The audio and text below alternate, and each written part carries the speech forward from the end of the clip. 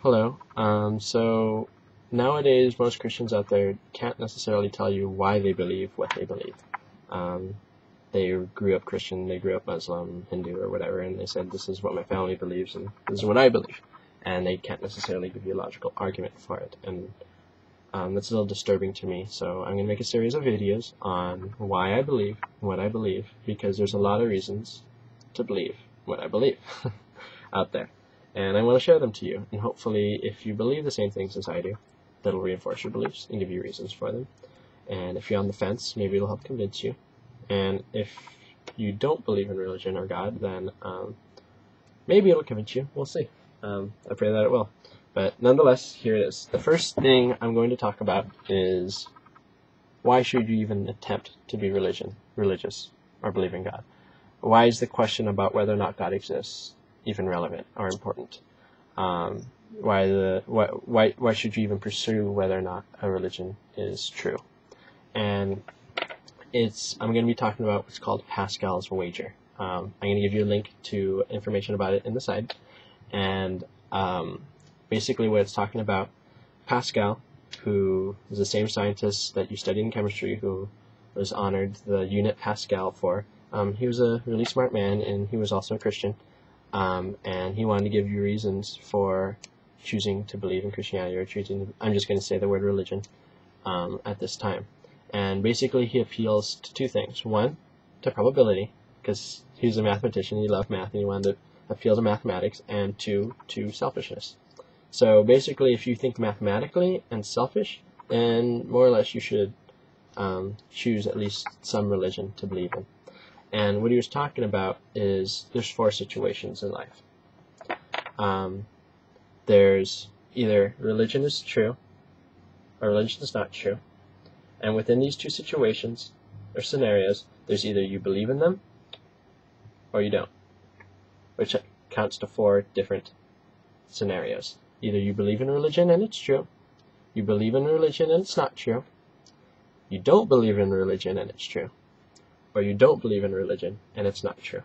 And you can make this little square chart about whether or not religion is true and whether or not you believe in it.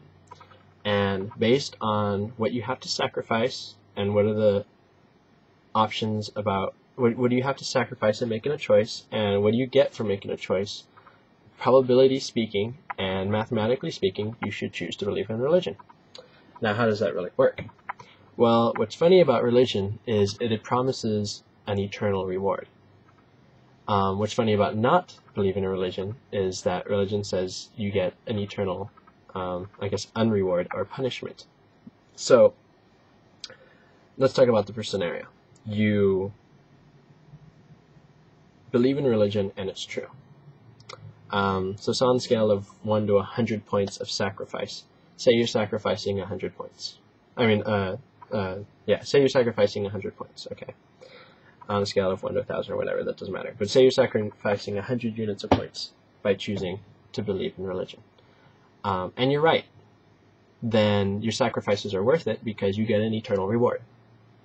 So you sacrifice a lot, but compared to the eternal reward, you're actually not sacrificing that much. And that's the first scenario that Pascal is arguing for. Second scenario, you believe in religion and you find out it's not true. You sacrifice your 100 points of sacrifice and nothing happens. You don't lose anything because you die and nothing happens. So all you get is sacrifice in that scenario. Okay, the next two scenarios are you don't believe in religion. Okay, so you don't believe in religion and it is true. Now there's the bad thing. There's the problem. That's probabilistic speaking really bad for you, mathematically speaking. You sacrifice less because you have more liberties in this life if you don't believe in religion, and you sacrifice less, and say you only sacrifice 10 units of sacrifice, so you lose 10. But in this scenario, religion is true, and you get eternal damnation.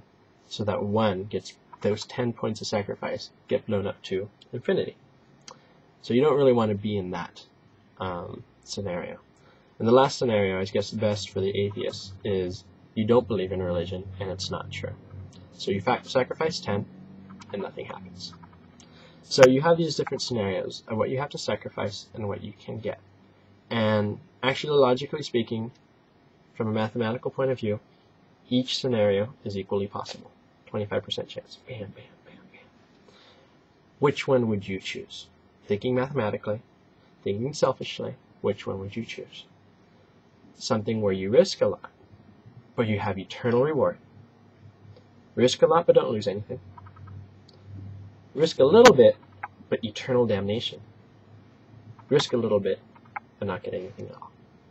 And Pascal would argue that the eternal